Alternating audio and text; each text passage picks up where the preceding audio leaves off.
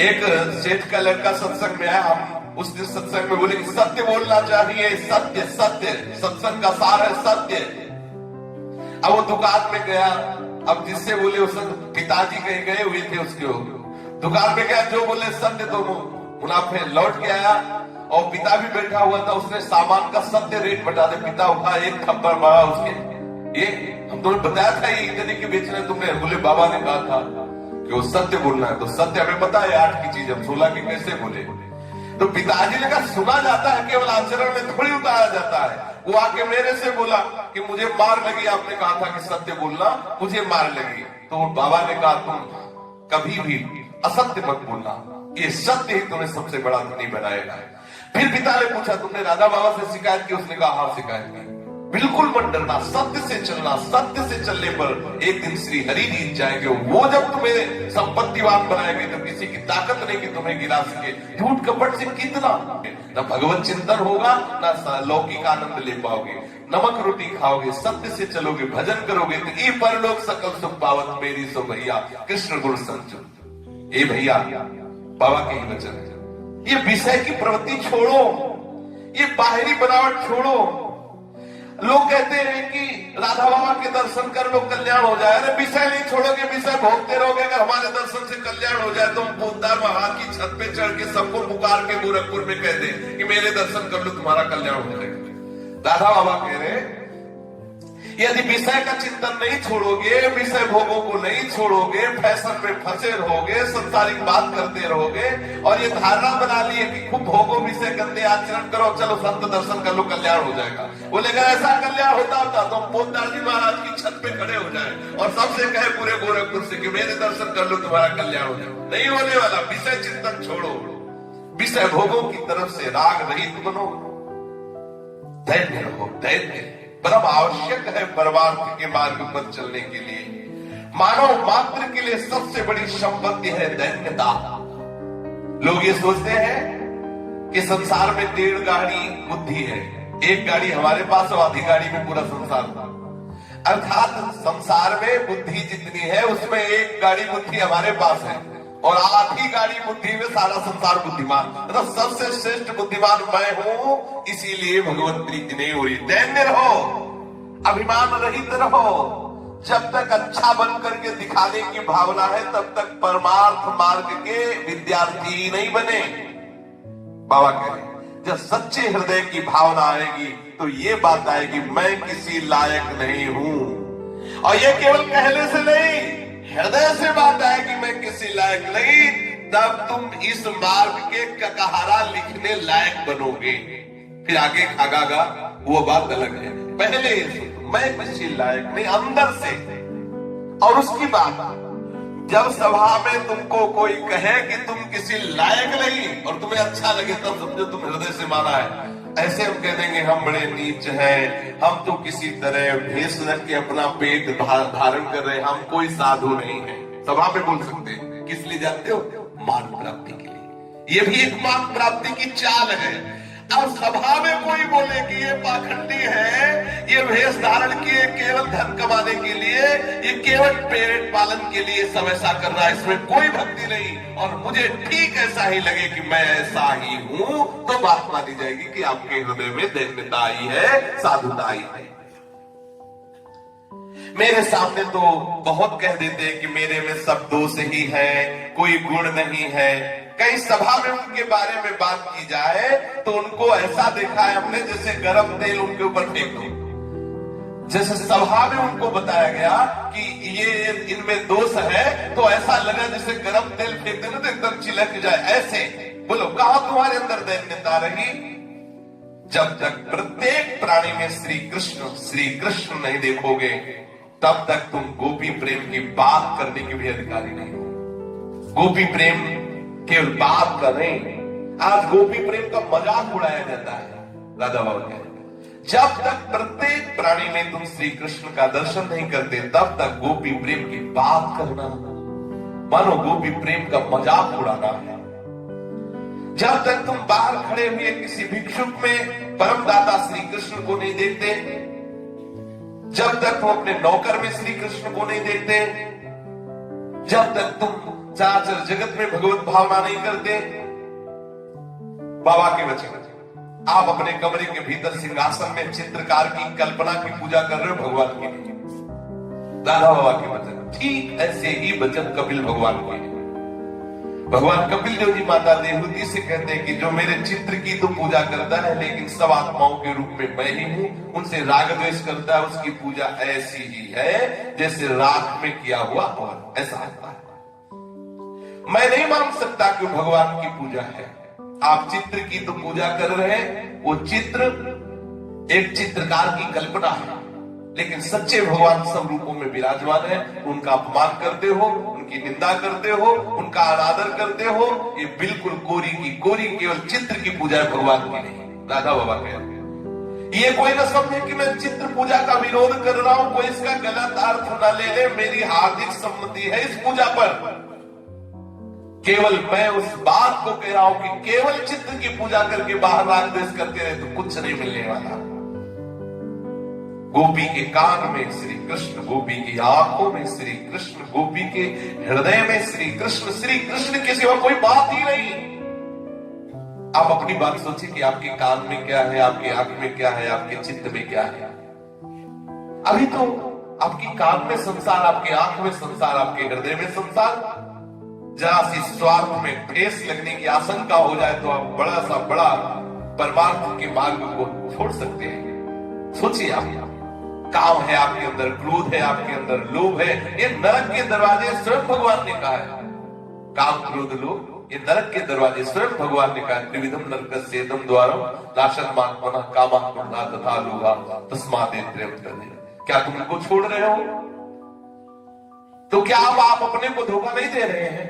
आप समझते हैं दूसरे को धोखा दे रहे हैं? नहीं, आप अपना पतन कर रहे हैं, आप अपने को धोखों में डाल रहे हैं। बिल्कुल परमार्थ में जैसे जैसे बढ़ो वैसे वैसे निर्विकारता आनी चाहिए, अहंकार गलित होना चाहिए, सबको बड़ा मानना चाहिए, अपने को नीचा। कोई गलती कर दे उसे प्यार देना चाहिए। ये मूर्खता है कि आप क्रोध करें, आप दंड दें, ये मूर्खता है। जो अधिक चतुर होते हैं वे भगवत मार्ग में मुश्किल ही चल पाते हैं। राधा होगा, क्योंकि उनकी चतुराई, उनकी बुद्धिमत्ता कदम कदम पर उनको रोक लेती है। वे लोग हर बात में ये कैसे, ऐसा क्यों, ये बात ऐसी थी तो ऐसा क्यों, ये बात हमारे समझ में नहीं आई, आदि आदि आदि। ऐसे लोगों को भगवान धक्का मारकर परमार्थ से पार कर देते हैं। जो बिल्कुल सीधे सरल है उनको सहज में परमार्थ पद की प्राप्ति हो जाती है। जैसे कोई यहां आए और पूछे गीता ब्रज जाना है, बाबा गीता वाटिका में है, वो पूछे गीता ब्रज जाना है, वो रास्ता पूछता जाएगा, उसको आगे का रास्ता मिलता जाएगा, फिर पूछता जाएगा, वो गीता ब्रज पहुंच जाएगा। अगर पहले ही बताने वाले की प्रति संदेह हो जाए और चले ही ना, और सैकड़ों से केवल पूछता ही रहे, तो कभी गीता ब्रज नहीं पहुंच पाएगा। हम माना कि आपको जिसने बताया वो गलत रास्ता, लेकिन आप चलो तो जहां 4 कदम चलोगे सबसे दूसरे से पूछो, वो आपको सही रास्ता बता देगा। ये तो लौकिक बात हुई। अलौकिक बात है, यदि आप सही मार्ग में चलना चाहते हो तो भगवान ही कोई ना कोई रूप रख के आएंगे और आपको सही मार्ग बता देंगे। प्रभु के रास्ते की बात, ये 10 प्रश्न क्यों, बार बार क्यों क्यों क्यों क्यों क्यों? अरे आपको चलना है तो सुना, आप चलो, चल के देखो। महाराज पर ऐसा क्यों, महाराज पर वैसा क्यों? ये ऐसे लोग परमार्थ में नहीं चल पाते, ये लोग परमार्थ से पतित हो जाते हैं, गलत रास्ते पे ऐसे लोग पहुंच जाते हैं। सावधान, कोई इस मार्ग में चलना चाहता है तो सबसे पहले आवश्यकता है सरलता। पढ़ो लिखो चतुर बनो, मुझे कोई इसका विरोध नहीं है, पर चतुराई की जगह धन्यता आनी चाहिए, अभिमान नहीं। इस मार्ग में ज्यादा क्यों उपयोग करने वाला, ज्यादा बुद्धिमान नहीं करने वाला, ज्यादा चतुराई करने वाला धक्का मारकर परमार्थ से अलग कर दिया जाता है, माया उसे बाधित कर देती है।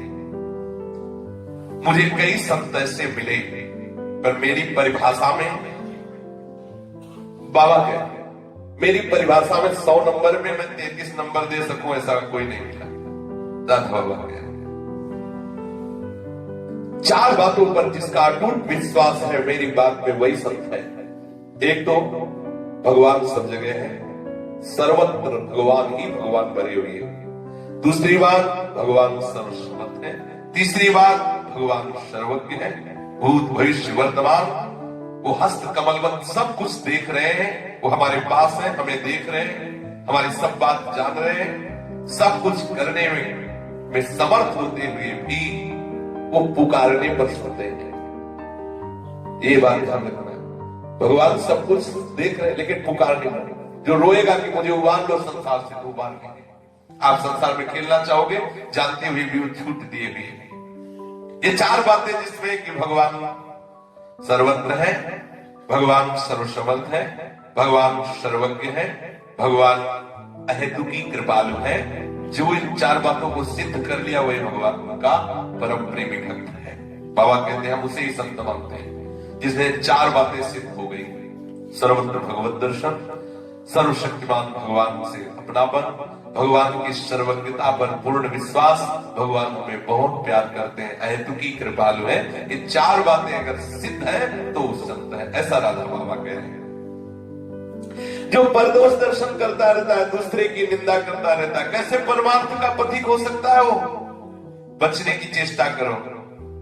कोई कुछ भी करे, कुछ भी कहे, चुप रहो। तुम केवल अपने परमार्थ में चलो, किसी की निंदा मत करो।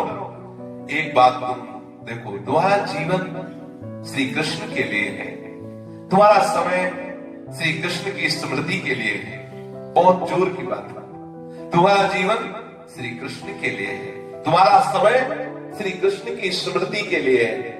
ये स्वभावश क्यों एक दूसरे की निंदा, क्यों स्वभावश तुम एक दूसरे से झगड़ते हो, क्यों आवश्यक काम के बहाने भगवत स्मरण को छोड़ रहे हो? भगवान की स्मृति में जो अपने चित्त को जोड़ता है, बहुत जोर की बात, बहुत जोर की बात। प्रभु की स्मृति में जो अपने चित्त को जोड़ता, पहले तो 2 बातें कही है बाबा ने, ध्यान दीजिए, ये बहुत जोर की बात है। बाबा ने कहा कि तुम ये इतना समझ लो कि तुम्हारे जीवन का सार है श्री कृष्ण मिलन। दूसरी बात समझ लो, सबसे बड़ा काम है भगवत स्मृति। ये हमें अमुक काम करना है, अमुक सेवा करनी है, अमुक कर्तव्य निर्वाह करना है, अमुक धर्म कार्य करना है। अगर उससे भगवत स्मृति छूट रही है, वो हमारे लिए सो सब धर्म कर्म जल जाओ, बिल्कुल सच्ची। इसीलिए सर्वधर्मान परित्यज्य, सर्वधर्म आदेश है, सर्वधर्मान परित्यज्य मामेकम शरणम। और शरण का स्वरूप है अनन्यश्चित्यन्तो माम। ये शरण का स्वरूप है। यदि आप भगवत स्मृति रख रहे हो तो देखो कितनी बढ़िया बात, सब लोग ध्यान से सुन लो। जो भी तुम्हारे पूर्व कर्म के अनुसार प्रारब्ध अमंगल करने आ रहा है, उस अमंगल प्रारब्ध की ताकत नहीं कि तुम्हें प्रतिकूलता पैदा कर सके। पहली बात, तुम्हारे अमंगल का नाश भगवत स्मृति से। श्री राधा बाबा कह रहे तुम्हारा पूर्व कर्म प्रेरित करके आपके सामने अमंगल घटना पैदा करना चाहता है और आप भगवत स्मरण में हो, वो अमंगल घटना का नाश करके उसकी सामर्थ्य नहीं कि तुम्हें परास्त कर सके, वो भगवत नाम करेगा, वो भगवत स्मृति करेगी। दूसरा, ये जो बार बार विषयों में मन जाके तुम्हें अशांति पैदा करता है, क्लेश पैदा करता है, तुम्हें जलाता है, इस जलन से मन को शांत कर देगा भगवत स्मरण। दूसरा लाभ।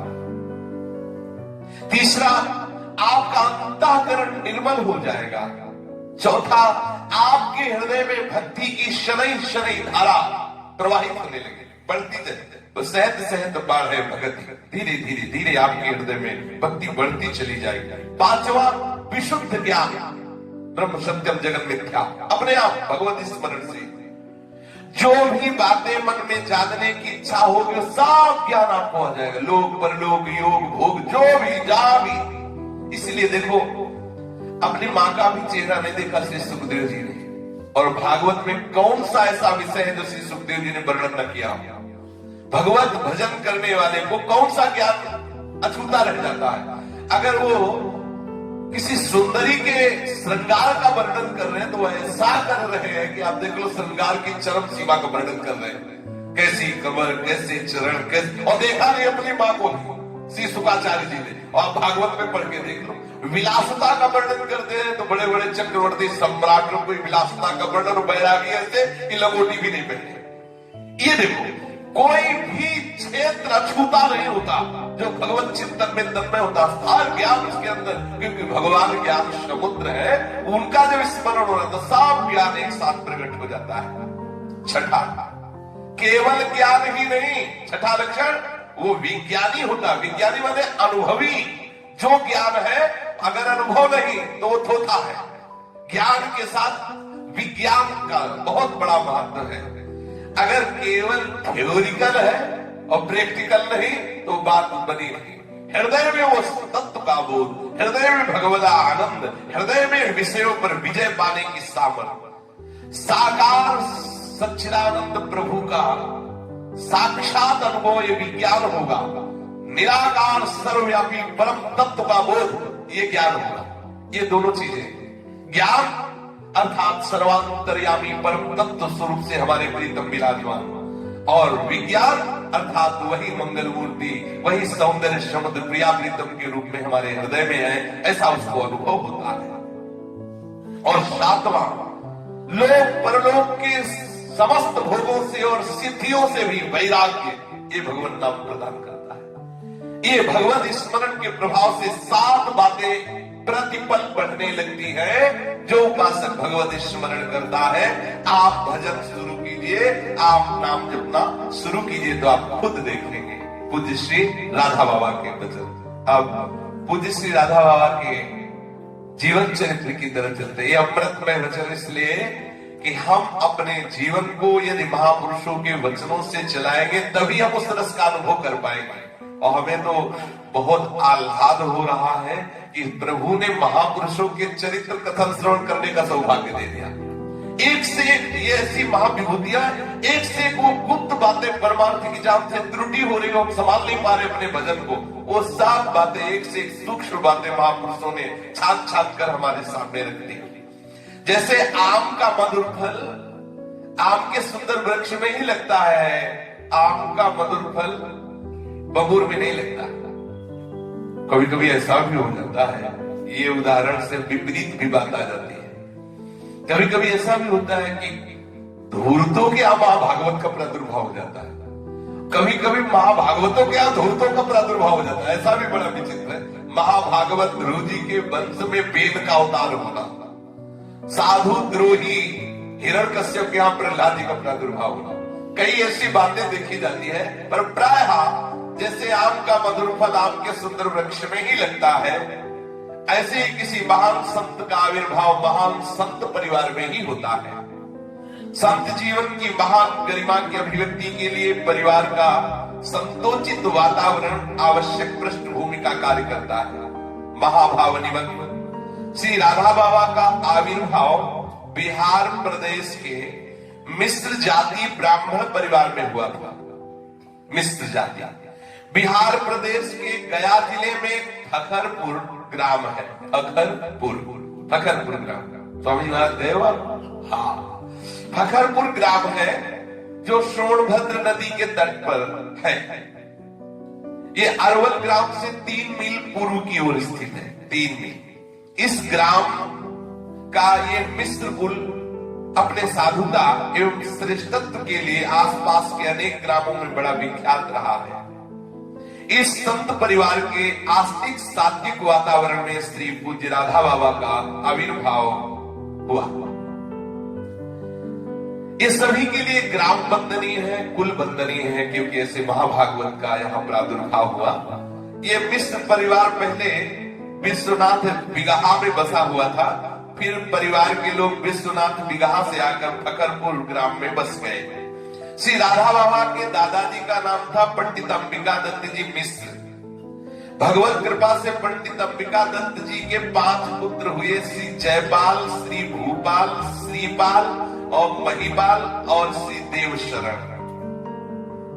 श्री अंबिका दत्त जी ने श्री भूपाल जी को बड़े चाव से पढ़ाया लिखाया और उन्होंने बड़ी योग्यता भी विद्या में प्राप्त की।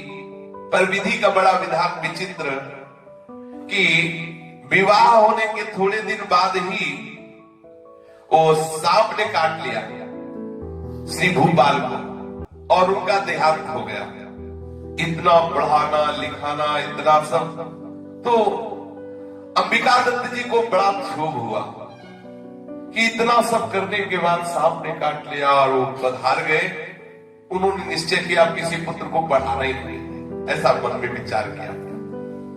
अंबिका दत्त जी के पुत्र जो श्री महिपाल जी, यही पूज्य राधा बाबा के पिता का सौभाग्य प्राप्त किए, यही पिता है श्री महिपाल जी। महिपाल जी के हृदय में बचपन से ही वैराग्य के भाव तो उठ ही रहे थे, इसलिए उनके मन में था कि थोड़ा तो हमें विद्या पढ़ने को मिले जिससे हम समझ सके शास्त्र क्या इशारा कर रहे हैं। परंतु उनके पिताजी ने जब भूपाल जी को सांप ने काट खाया पधार गए, तब से संकल्प कर लिया कि हम किसी बच्चे को नहीं पढ़ाएंगे। पिताजी की तरफ से कोई प्रोत्साहन महिपाल जी को नहीं मिल रहा था। एक दिन वे चुपचाप घर से निकल पड़े और ऐसे स्थान पर गए जहां पढ़ने की सुविधा भी थी और रहने की भी सुविधा थी। वहां पहुंचकर उन्होंने संस्कृत विद्यालय में पढ़ना आरंभ किया और फिर गांव पर पिताजी को सूचना भेज दी कि आप परेशान न हो, मैं यहाँ रह करके पढ़ रहा हूं। अध्ययन के प्रति उनकी उत्कट रुचि देख करके फिर पिताजी ने विरोध नहीं किया।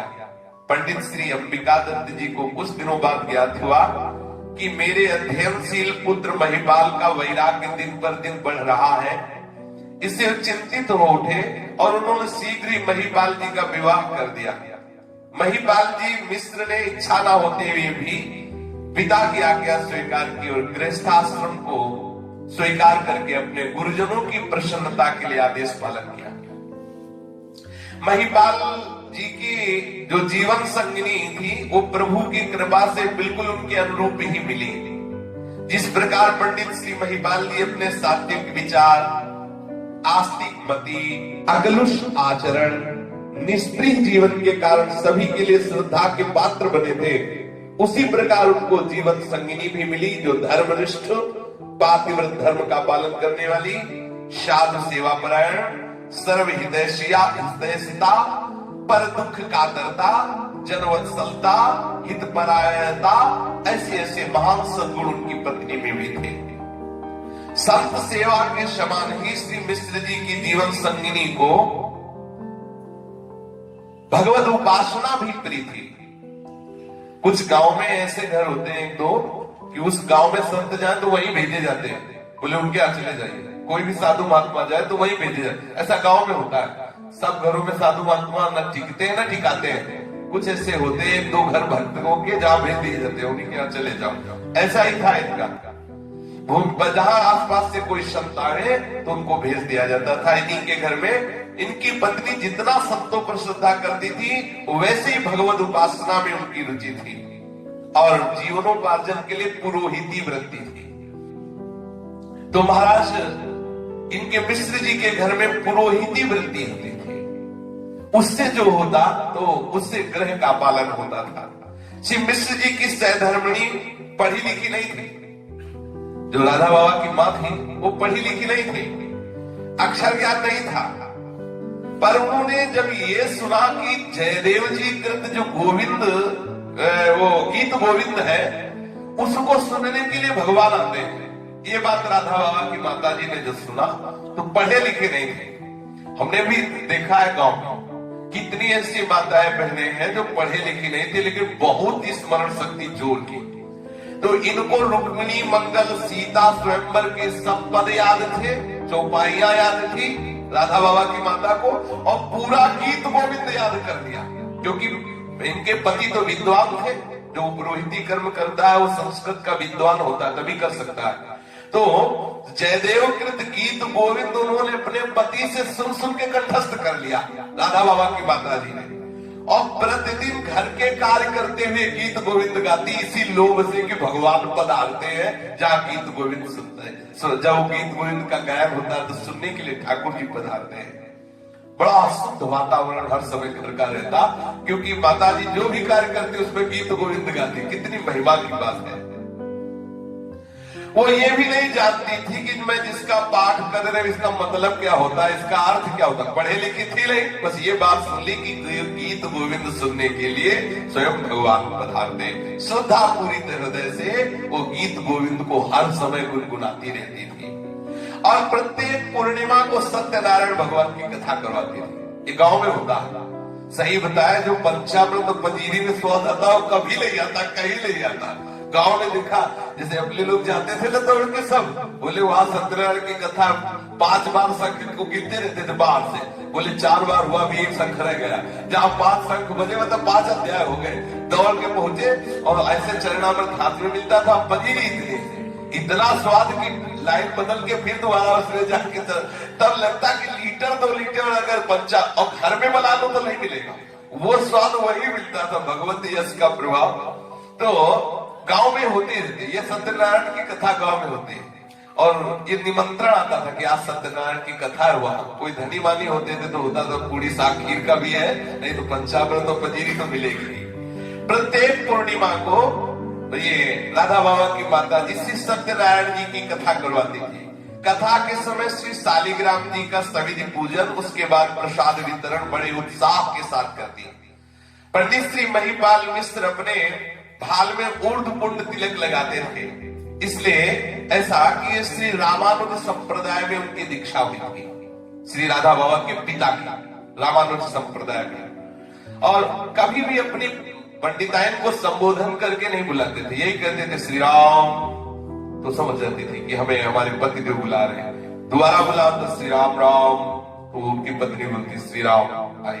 कितना मंगलमय वातावरण।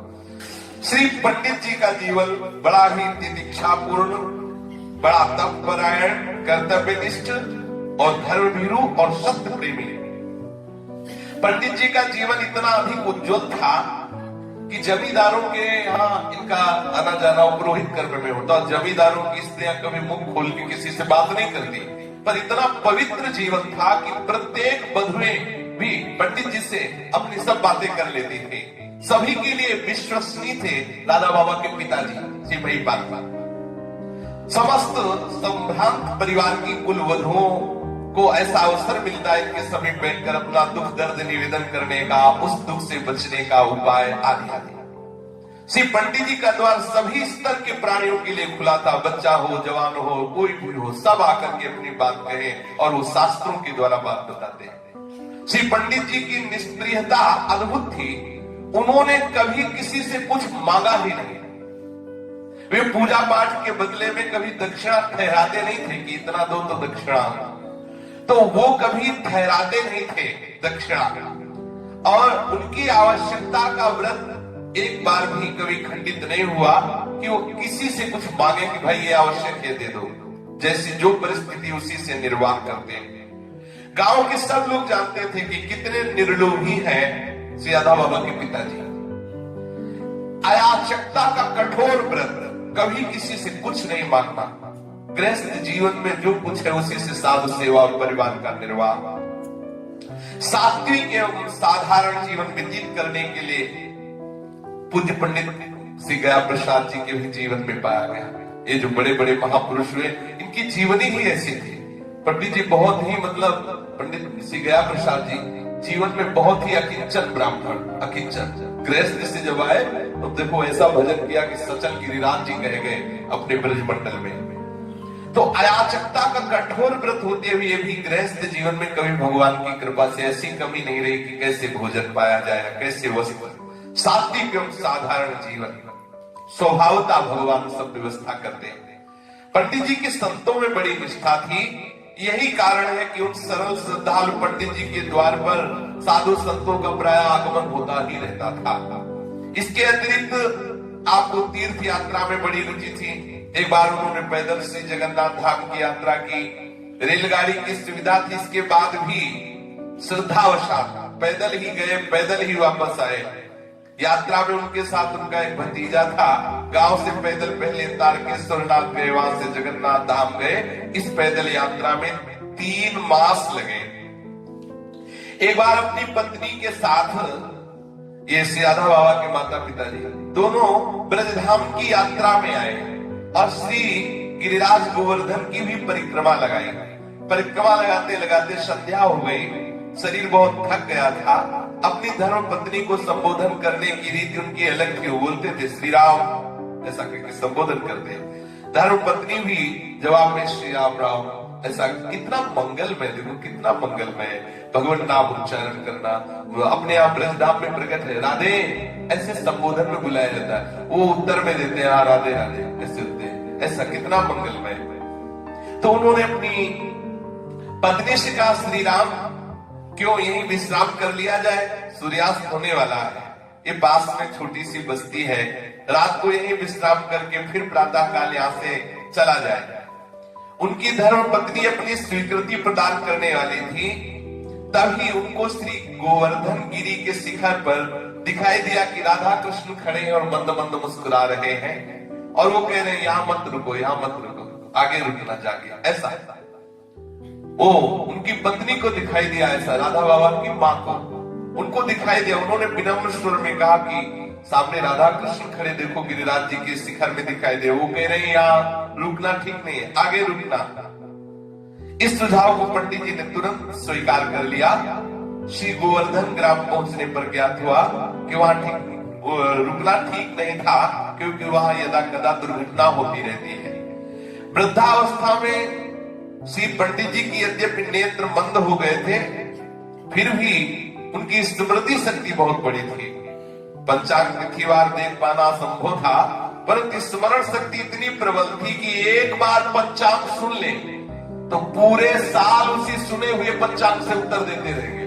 राधा बाबा के पिताजी, इतनी उनकी मतलब स्मरण शक्ति, एक बार सुन ले। ऐसा पूज्य श्री मथुरा दास जी में भी देखा गया। वयोवृद्ध एक बार सुन ले तो मैं श्लोक संख्या से श्लोक सुना देंगे, कितनी विशाल स्मरण शक्ति। एक बार सुना तो शुरू हो गए, वो जो सुना पूरा वैसे का वैसा, जैसे टेप कर लिया जाए एक बार में। श्री राधा बाबा का जो प्रादुर्भाव हुआ इसी कुल में प्रादुर्भाव हुआ। बड़े महिमा में इनके माता पिता, बड़े महिमा में।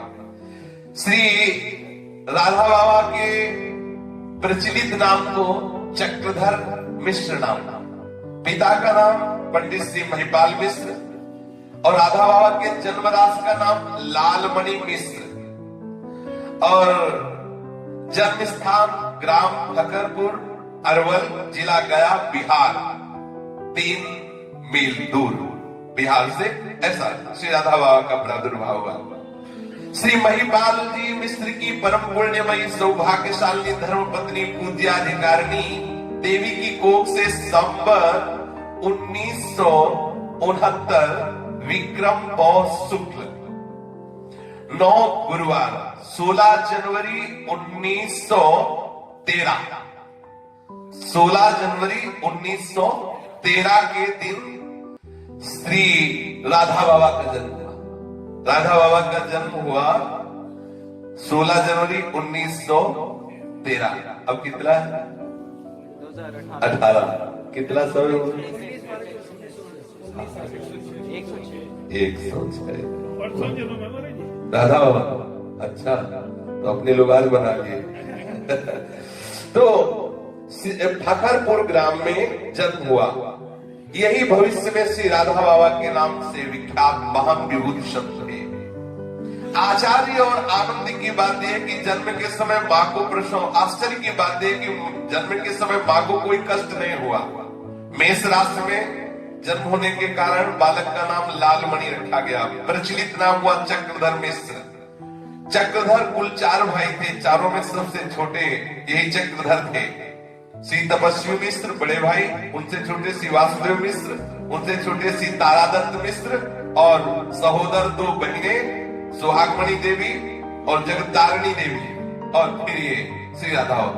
तो बाबा शिशु अवस्था में जो थे चक्रधर बाबा बहुत ही खूबसूरत थे राधा बाबा, और बहुत स्वस्थ गौर वर्ण, सबको लुभा लेता। रोनी प्रकृति का स्वभाव नहीं था, के रोए ऐसे नहीं, और शिशु सुलभ चेष्टाएं सभी को बड़ी प्यारी लगती थी। जब उनकी आयु 1 साल की हुई तो कभी कभी हाथ में छोटी सी छड़ी लिए हुए आते, घर की बड़ी महिलाओं या बहनों को खेल खेल में मारा करते। कुछ बड़ा होने पर चक्रधर घर में और घर के बाहर प्राय खेल खेलते रहते। वो समवयस्क बच्चों से झगड़ा भी कर लिया करते। पंडित जी के घर पर गाय थी, घर की महिलाएं ही वो गाय धुलती थी। जब घर की महिलाएं गाय धुलने जाती तो चक्रधर जी लाल लाड़ में उनकी पीठ पर चढ़ जाते और वो गाय धुलती रहती। और प्राय ऐसा होता है, गांव में कोई ऐसा घर नहीं था जिसके घर में मठा ना होता हो, क्योंकि दूध बेचना एक तरह से पाप माना जाता था। हमने तो देखा है, मतलब रुपया नहीं होगा कि आप 5,000 रुपया निकाल सको, मुश्किल है किसी घर में, लेकिन ट्रकों अन्न होगा, दूध होगा, घी होगा, खान पान की सब सामान, नगद नारायण। हो सकता है कपड़ा फटा हो, लेकिन शरीर में इतनी दम होगी कि 24 घंटे वो मेहनत कर सकते हैं। ऐसे अब हो सकता है कि 10,000 के वस्त्र हो, लेकिन 4 कदम चलने के बाद बैठने की बात आ जाएगी, ऐसी हिम्मत होगी।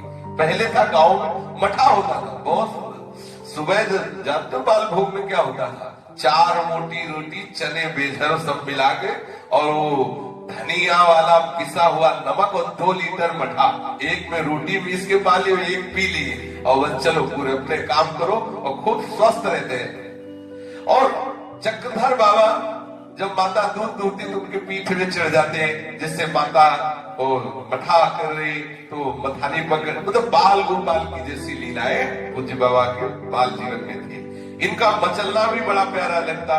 जब ये 4 वर्ष के थे तो इनकी माँ ने चक्रधर जी ने देखा कि माँ पूजा करती, परिवार के लोग भी और पूजा करते, तो माँ से कहा हमको भी पूजा करनी।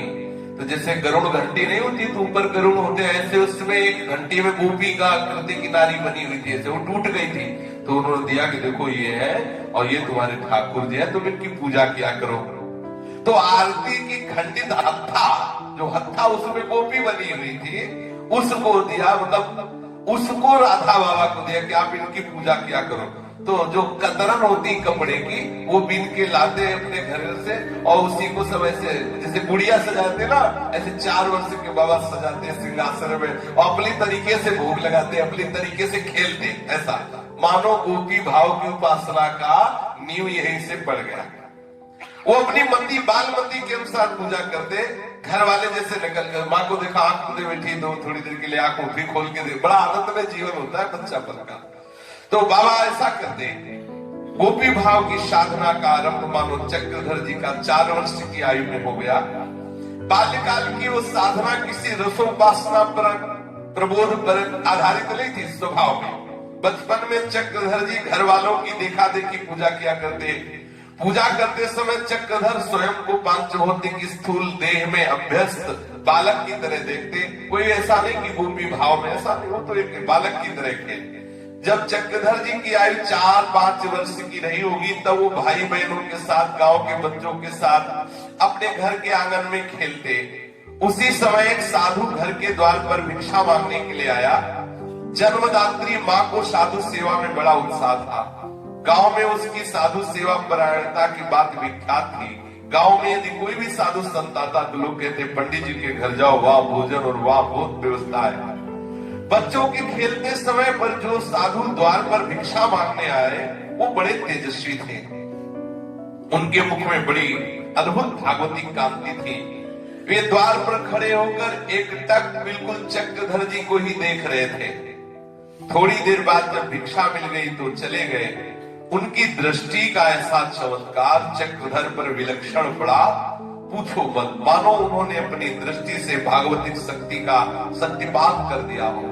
देखो, किसी के भी जीवन में यदि परिवर्तन होता है उसके मूल में साधु कृपा कटाक्ष होता है। जैसे पूज्य श्री बालकृष्ण दास जी के पावन चरित्र का जब श्रवण किया तो श्री रामकृष्ण परमहंस जी का कृपा प्रसाद, पहली दृष्टि रामकृष्ण परमहंस जी की कृपा दृष्टि, उसी से उनको वैराग्य प्राप्त हुआ। बिना महापुरुषों की कृपा के कोई प्रभु को प्राप्त ही नहीं कर सकता, ऐसा सिद्धांत है। शेष चर्चा के श्री राधा वल्लभ लाल की जय। जय जय श्यामा, जय जय श्याम।